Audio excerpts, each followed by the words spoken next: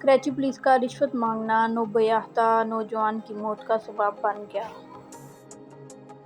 کراچی شہر قائد کے علاقے لیاقت آباد میں پولیس کے چھاپے کے خوف سے گر کر نوجوان کی ہلاکت کے واقعے کی انکوائری رپورٹ میں پولیس کا چھاپا غیر قانونی قرار دے دیا گیا۔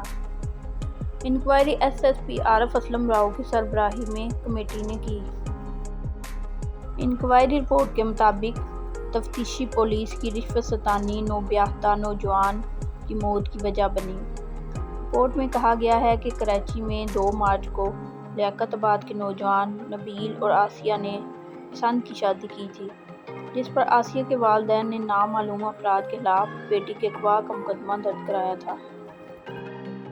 انکوائری رپورٹ میں کہا گیا ہے کہ آسیہ نے عدالت کے روبرو گواہ نہ ہونے کا بیان قلم بند کرایا تھا اور عدالتی بیان کے بعد نبیل اور آسیہ نے اپنی مرضی سے نکاح کیا تھا۔ رپورٹ میں بتایا گیا ہے کہ ضمانت کے باوجود پولیس نے نبیل کے گھر بلا جواز غیر قانونی چھاپا مارا۔ پولیس افسران ضمانت کے بعد چھاپے کا کوئی جواب نہ دے سکے۔ انکوائری رپورٹ میں کہا گیا ہے کہ پولیس کا یہ چھاپا محض رشوت ستانی کی کوشش تھا۔ انکوائری رپورٹ میں S I O inspector Shakeel اور سب انسپکٹر عامر کے خلاف محکمہ